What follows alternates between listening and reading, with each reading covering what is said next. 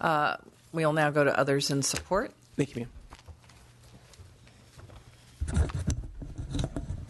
ma'am. Are you just looking for name and position, or is some comments warranted? No, that... Well, after such a long testimony, thank you, Senator McGuire. My name is Hezekiah Allen, Emerald Growers Association. I am going to make brief comments. Assemblymember Gatto, that was mixed hardwood conifer size class 4, just to be technical about the forest. Real quick, I'm one of those cannabis farmers. I sold my farm a few years back, but second generation, my parent, I grew up on a small farm. I represent a quickly growing statewide association, primarily of medical cannabis farmers, and I want to really underscore the distinction that the senator made between unregulated agriculture and criminal behavior. Our environment, our communities, and our economy are suffering because right now the lack of regulation, and in his words, the impotent approach from the state government has allowed for a incentive for criminal behavior, and it's put would-be responsible farmers like myself and my family at a disadvantage. The regulation that's moving, if the approach for the last 19 years has been impotent, the approach this year is robust. I want to applaud every single member, committee chair, consultants, the analysis, the work, the time, the energy from all of the authors is truly tremendous. Ego, personality, those things can be challenging, and maybe it's not even that. Maybe it's just the complication of the challenge. We're here today in support. Urge you to keep this bill moving today. We think having multiple vehicles and multiple committees is allowing us to work through a lot of the more nuanced details. This industry has been in the shadows for decades. Let's do our best to have a robust conversation, put all the information on the table, and come away with this, this being the year when we finally address these problems.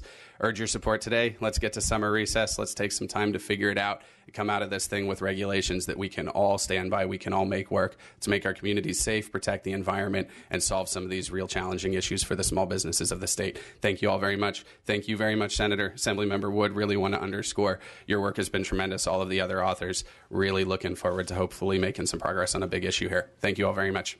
Thank you. In support. Good morning. Karen Keene on behalf of the California State Association of Counties and the Rural County Representatives. We actually do not have a position on the bill at this point, but we are in discussions with the author and his staff. We're very supportive of establishing a statewide regulatory framework, and we're supportive of the bill moving forward. Thank you. Juliana Boris is on behalf of Urban Counties Caucus, also in the same boat as CSAC and RCRC, in that we have requested amendments to strengthen local control, but we really, our board has a position of having a strong statewide regulatory framework, so we appreciate the bill and hope that it moves forward. Thank you. Thank you. Hello, Lynette Davies with Crusaders for Patients' Rights. We are going to give support, and hopefully this will be amended. We can't give our full support at this particular time because there are issues of the patients and transportation issues that would affect the entire industry that need to be addressed first. Thank you. Mm-hmm. Good morning, Katrina Robinson on behalf of California Trout and Support. We thank the author for the bill. We are very aware of the watershed impacts of the marijuana industry in California, and we are working with both Assemblymember Wood and Senator McGuire on this effort. Thank you. Thank you. Rich Miller, Health Education and Legal Patients' Rights, and American Alliance for Medical Cannabis, El Dorado County. Right now, our stance is we're going to support this with amendments. We're going to work with Mr. McGuire here to address some of the issues regarding patients' needs. We do understand the proliferation as well as the abuses up in the North Coast, so we are going to stand behind this bill and work with Mr. McGuire at this time. Thank you. Mm-hmm. Hi, I'm Marcia Blount. I'm president of the Brownie Mary Democratic Club of Sacramento County, and I would like to support this with some amendments, and I would love to see the other bills get combined with this one. Thank you. Madam Chair and members, Tim Cromartie on behalf of the League of California Cities. We do not have a formal position on the bill at this time, but we have been working with the author's office with a view toward being able to support it. We are going to be looking for significant tightening of the local control provisions in order to get there. Thank you. Hi, my name is Sue Colomb, and I'm with the cannabis community as a patient and advocate, and I support it to a point, but I think you need to address the single patient's rights under People versus Kelly. It's a constitutional right. And I believe that this bill and regulations won't really apply to illegal grows, and we've had this problem before most of us have been born. And so I think we should address the illegal issue and not the cannabis patient issue. We can substitute those regulations. I think it's really important that we address that. Why haven't they dealt with the illegal part in the 19 years? Okay. Thank you. Thank you. Hi, I'm Dr. Bonley Fry, and I'm in support of regulation of marijuana, absolutely. I represent the patients, and the patients of California need this medicine. Many of them can only benefit from regulation and from forward movement of the use of marijuana, both state and on a federal basis. The problem here is that there is so much misinformation, and we need to really separate what the doctor does with the patients and protect the doctor-patient relationship. And we need to separate the patient and their individual needs and their rights to have their medicine from the business aspect of marijuana. So I just want to say that regulation for the business is absolutely necessary, but we need not to regulate doctors. They're regulated through the medical board, and they need to interact with their patients in a safe and effective way. And to single out the industry of medical marijuana as different from any other medical clinic is to really show a form of prejudice that hurts the patient and hurts the ability of the patient to get well. When you're already suffering from many medical illnesses like cancer and hepatitis, and these are two that marijuana is phenomenal for with adults, you do not need to also be faced with the fact that the California government is saying you can only go to specific doctors. We're going to regulate your doctor. We're going to threaten your doctor with prison if they do not follow rules that don't apply to every other doctor. Thank you. Thank you. Opposition. Anyone here in opposition that would like to speak? I don't see any opposition. With that, we will be bringing it back to the committee. I just want to state that this is a work in progress. We look forward as a committee to seeing this bill again. We believe there probably will be substantial amendments. We said the same thing about the other two bills as they went through our committee, that we wanted as a committee to have the opportunity to see the final products and review those. So just so the committee members know that as you express your concerns or areas of interest around the bill, we will have another opportunity to look at it. With that, Mr. Bloom.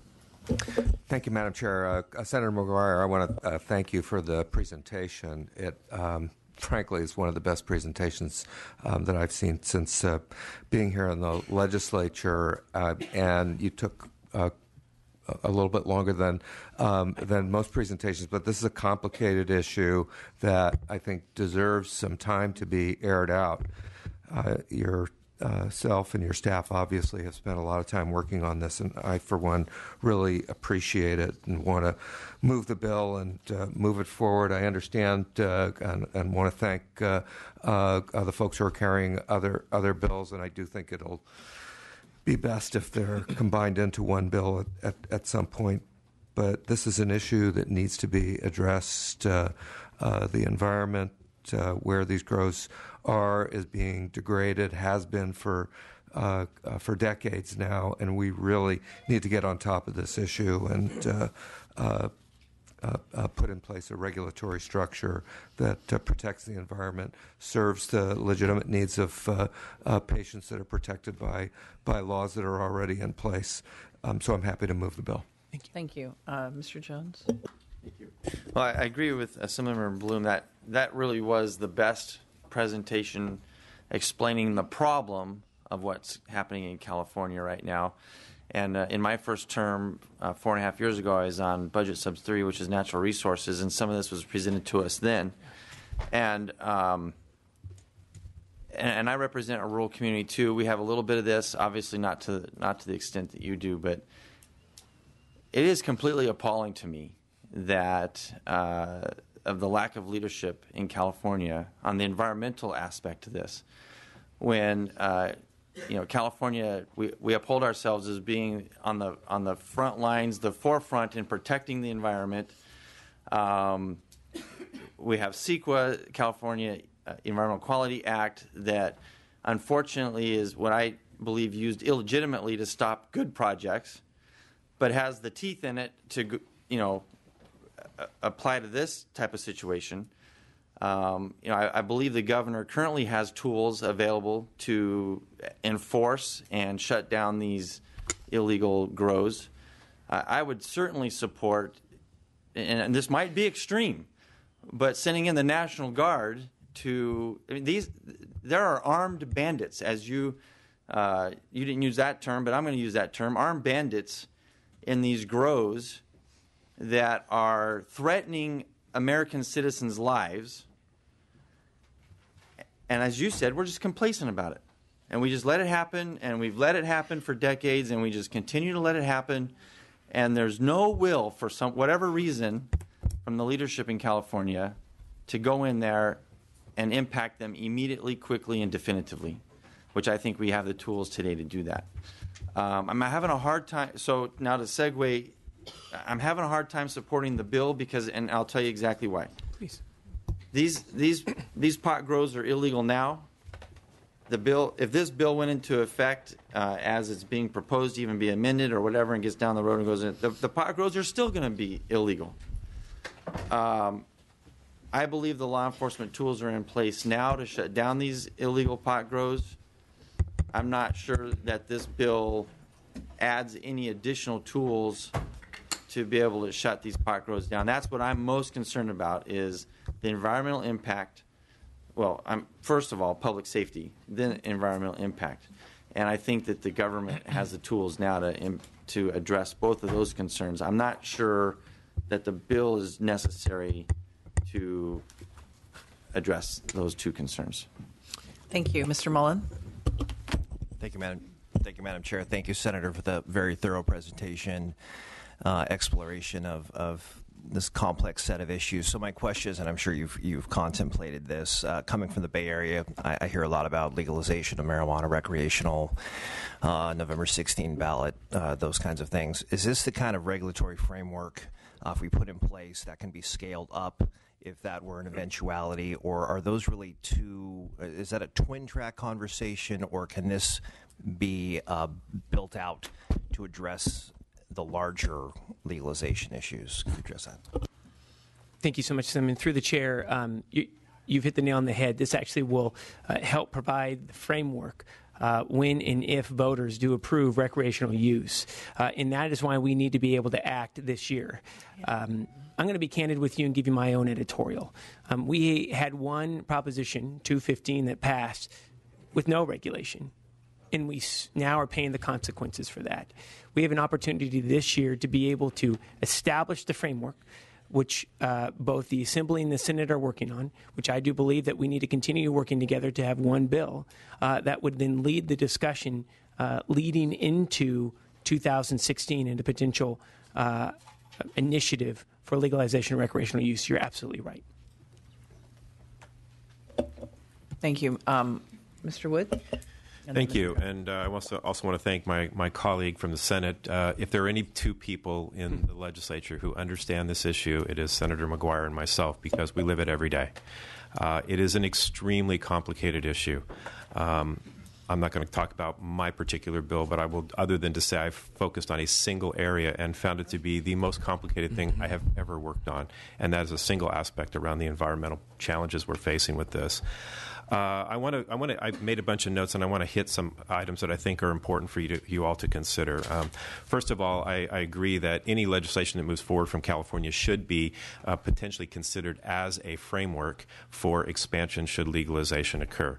Neither the Senator or I are advocating for legalization, I believe. I'll speak for myself. I don't know if he is or not, but we're not advocating for that. But I think it would be irresponsible of us to not consider the fact that Public Policy Institute shows that support for legalization is around 55% right now.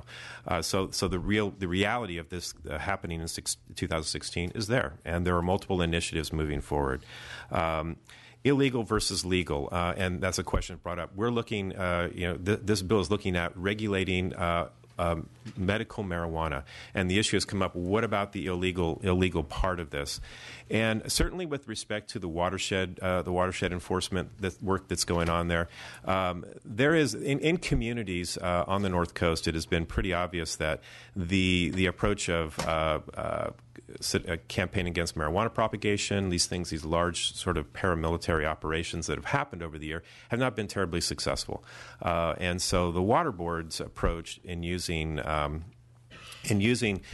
wastewater discharge formula and tiering for permitting is an approach. It's more of a carrot. It's trying to get people who legitimately believe they are growing medical marijuana into compliance. The more people you can potentially bring into compliance voluntarily, the less you're going to have of the illegal activity. And it is nuanced. It is a different approach, but I firmly believe that. The only area where I might potentially disagree, and it's only because information is really, really difficult to get in this industry. It has been in the dark and smoky hazy is what one of my colleagues area for many, many years, that is really, really difficult to get information. And so while I would like to believe that the majority of marijuana cultivators want to comply, I'm not sure that that's really the case. And that's just my personal opinion. I don't know based on what I've seen. But I think it just goes to show that it's really, really difficult to get the information. The economic impact of this and how this affects communities on the North Coast is really dramatic. A beautiful hotel in Garberville has a difficult time keeping employees because of the illegal industry. They lose their employees during the summertime, and they have to bring people over from Europe who are on student visas and things to work in hotels so that the people can go and trim marijuana. Convalescent hospitals in our district have empty beds. And they have empty beds because staff has a difficult time hiring people to work because the money is so much better trimming marijuana. These are the kinds of challenges that unless you live in a district like we do, you don't see. And it's very, very difficult. Somebody said, why, I think it was Mr. Jones may have said something about the environmental community. Why are they not up in arms? They are. And you saw some of that today, and you're seeing more and more of that. There is serious concern about the environmental impacts out there. Just the ambiguity of the law is really, really difficult. When people go to actually these grow sites and try to determine, is this medical or is this not, there is so much ambiguity in the paperwork that if there is any hint that this is legal, the law enforcement backs off. I would beg to differ with my colleague who spoke about law enforcement tools. Yeah, law enforcement has tools, but tools without the resources to back them up doesn't help. So it's really difficult without the manpower, the dollars to actually go out and do enforcement on the real bad actors. So the hope is, I think, that by creating a regulatory framework around marijuana, that you're going to actually get resources for law enforcement, you're going to get resources for environmental protection, and you're going to get resources for hopefully environmental restoration. So I know there's a lot of work to do on this. I know that all the authors are working together, and I want to compliment my colleague in the Senate for his efforts on this. This is a huge undertaking, and I think obviously I'm going to be supporting the bill. So, thank you, Mr. Gatto. So I have very mixed feelings about this bill, despite your wonderful presentation, which really was first rate. We continue to pass these or try to pass things that dance around the issue, but I do think Mr. Jones's comments were pretty well, or should be well taken, in that there is a crisis, and I'm not sure that even such a thoughtful regulatory regime as the one that you have spent so much time creating would stop the really bad actors from doing what they do. You also have this additional gloss on the problem right now, which is the case of Nebraska and Oklahoma versus Colorado. I'm not a predictor of Supreme Court decisions, although this year I have a pretty good track record. And marijuana cultivation and sale is still illegal from a federal perspective, unless you're part of the more fringe candidates for president who say that states can nullify federal law. You realize that there's a big tension between what has occurred at the federal level and what's occurring at the state level. You have situations where, and it's important to stress this, we use the term legalization. marijuana cannot be legalized by a state. It can't. States cannot ignore federal law. They can't. What states can do is they can try to legalize within their borders, and then the federal government can agree not to enforce a law, but the law remains on the books that it's illegal. And now you have a situation where 2 states have sued another state in the Supreme Court, original jurisdiction, and most legal watchers are predicting that Colorado's and all state legalization laws will fail because of this case. So we could have a situation where we work so hard on this, we give all this power to the various agencies and executive branch agencies, and then we still have a situation where the bad actors are there, and we're right back at square one. And I know legislation is often about compromising and taking a couple steps forward and then a couple steps back. But I mean, this issue is so big and so challenging, and maybe it is time to call in the National Guard. Thank you, Ms. Baker. Thank you, and I also thought a great presentation and appreciate that you're addressing this issue. It's not as severe an issue in my East Bay district, but certainly in my district, we do have wine groves that are being trespassed upon by those who are doing just the things you mentioned. And in my district, as many are, there's the question of local control. I'm going to stay off today because this is really still being cooked. It's still being worked on, and we're going to see it again. But I wanted to provide the comments that I really hope you can go even further on the local control elements. Particularly, you made a comment that different jurisdictions have different rules, and I'm okay with that because I think Livermore knows better what to do as opposed to another jurisdiction. So rather than voting no today, I will stay off. I'm looking forward to seeing this coming back. But I wanted to provide that feedback that you be even more respectful of that local control element because I think it is possible. I do like that there's a slightly more centralized agency authority that you have. Had 215 created a new agency, we wouldn't be dealing with the debate about the fees and increasing bureaucracy, but we didn't do that 20 years ago, and so the decision eventually needs to be made, and perhaps that's better than having 3 different agencies look at it. So that's why I'm off today, and I look forward to seeing this, but really urge you to drill down even more on the local control element. Thank you. Mr. Wilk. Thank you, Senator, for your presentation, although honestly I thought it was the second best presentation today. I preferred the defibrillator one more. Hey, hot dang. But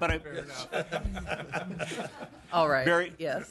Very rare you get to hear nipple in a committee. Committee. Anyway, I'm gonna be supporting your bill today for a number of reasons. Number one, you're right. We've been impotent on this for 19 years. So it needs to be addressed. 2, your commitment to work with all parties because I do think we need a single bill. Finally, I'm personally opposed to legalizing recreational marijuana, but you look at all the polling, we're certainly going in that direction, and I think it's incumbent upon us to put that regulatory framework in place prior to it happening. I think that's the responsible adult thing to do. So looking forward to seeing what you come up with, working with all stakeholders. Thank you, sir. Thank you. I had a few comments, too, and then we'll let you respond as your close, or other members may have other questions.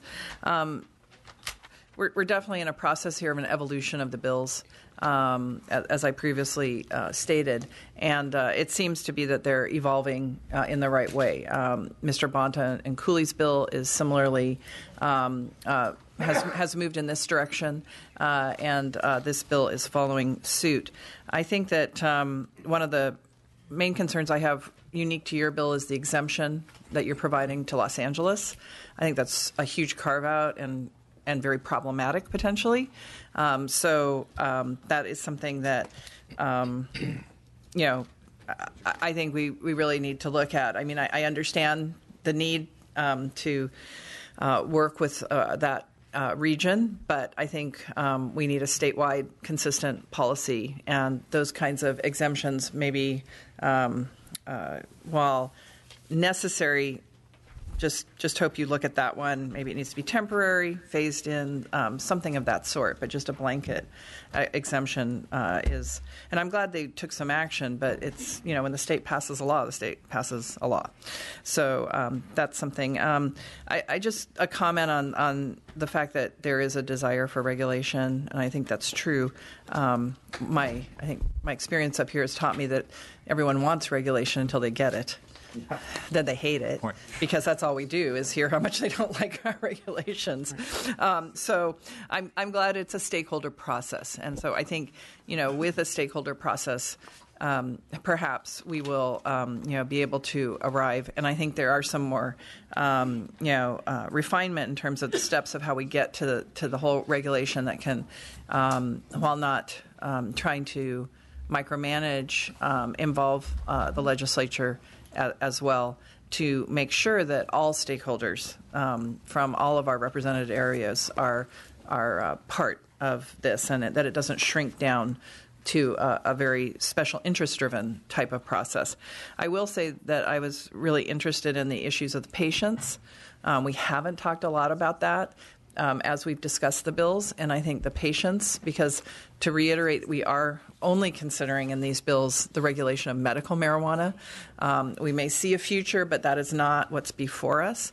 And so as this committee has a concern for consumer protection and the issues of our consumers, and we have the medical board as well under our jurisdiction, I think the whole issues of patients is something I'd really like to hear more about and make sure that that's clearly articulated in these bills. We talk a lot about the growers. We talk a lot about the dispensaries. We're all about business and tax and money, and yet we really have a patient population that I would like to see. I know they are engaged, and I thank them for coming forward. I don't feel that I've seen them represented enough in the legislation that we've looked at yet. Now, the good news is that Mr. Wood's district has discovered the Fountain of Youth, because when he said empty convalescent hospital beds, I was like, wow, they're all up there. Don't ever need to go because they've found the secret up there. But so maybe there's a side benefit that we will all discover. But I think that, overall, we're certainly doing something that's very necessary. I, too, came from local government. And for years, this has just been an issue of huge frustration from city council, where I had the unique opportunity, I guess, where we regulated our dispensary out of the city. The next year, I became a county supervisor, and they had set up in the county district that I represented. I'm like, hello again, here we are. And, again, it was this like regulating them out. It didn't solve anything, didn't help the people who relied upon medical marijuana. And this is long overdue. And so that's why I strongly support that we get to a comprehensive and complete solution and regulatory structure, at least begin that process. So we do look forward to hearing the final, I think, culmination of these issues as they come together in the various bills, and appreciate your presentation today as well. So with that, please address, you've been taking notes furiously. Oh, Ms. Campos has a comment also, and we'll allow you to respond. Thank you. I wasn't going to say anything, and I think you inspired me because you brought up one point that I think internally that I've been dealing with is the fact that we continue. I came from local government as well, and when I found out that we had an issue on this, I was watching National Geographic, and they were talking about Alum Rock and the hills, and they were cultivating marijuana, and I was kind of like, wow, I didn't realize that we had this issue in our county area in the city of San Jose. And I think that the chair brought up a very good point, that we want to get to the goal of making sure that the patients, when we talk about medical marijuana, that they're the ones that are the ones that are benefiting from this. And through this whole process, I was on council for 10 years. I've been here now for almost 5 years. So for the past 15 years, what we've had to deal with on the local area is where we see flyers put on cars in high schools, letting them know that these facilities are available. And so that's my experience. And so for myself personally, representing the 10th largest city in the U.S., being able to figure out how we are really regulating this so that, to your point, not just pushing them out so they're going to another place, but that it's really policy that's benefiting the ones that need it, the ones, when we talk about medical marijuana, the ones that really need the medicine to be healthy and be able to function. And I have yet to see that. Even though we continue to move forward with this policy. So I just wanted to echo what the chair had said, because I think she brought up some excellent points. And I, as my other colleagues have stated, you have mixed feelings about this policy, and hope that eventually we're having a dialogue about how it really benefits the people that need it. Thank you. And you're close. Thank you so much. And again, Madam Chair, sincerely, thank you for all of your work, along with the committee, as well as the tremendous committee staff. We are very grateful, very thorough analysis, and how much time you took on this. Just a few closing items, and if it's okay, Madam Chair, just to respond to a few comments, and I think that all very eloquent. As far as local control, my roots are from the school board. I was on our local school board when I was 19. I had the pleasure and honor to be able to serve with the Assembly member on the Hillsburg City Council, and then also served in our local Board of Supervisors. We need to empower those that are closest to the issue, and that is why we are very focused on local control, and that is my commitment. Would like to be able to focus where Assemblymember Jones was talking about in regards to just a few issues. So one is on the National Guard. We've only had one opportunity to be able to see the National Guard at work related to marijuana eradication. That was last year on Yurok tribe land north of Eureka in Humboldt County, where the National Guard was sent in to be able to tackle a rogue grow. Very dangerous situation. The tribe called it in and the governor responded. So remember, we can be using those resources more robustly. I think we're in agreement on that. But quite frankly, it's going to be making it a priority. The biggest issue that we have right now in the state is we are way under-resourced. I'm going to use a statistic that Director Bonham from Fish and Wildlife gave us at our Fisheries and Aquaculture hearing. We have about 310 peace officer, rangers, and game wardens in this state.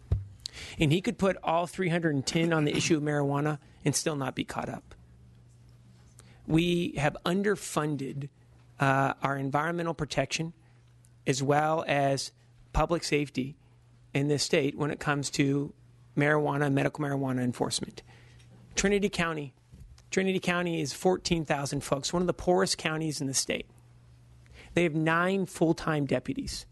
If you were to flatten Trinity County, take out the Alps, it'd be the size of Texas. They're absolutely inundated.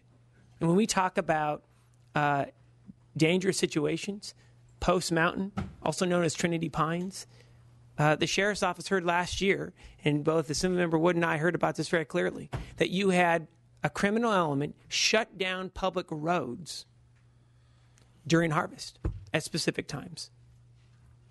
It is out of control. And it's like you are stepping back into the Wild West. And it's unacceptable. And shame on us if we don't take action this year. And what these bills will do, it will resource the agencies to do their job. It will provide local law enforcement the resources to do their job and to protect our environment and our communities.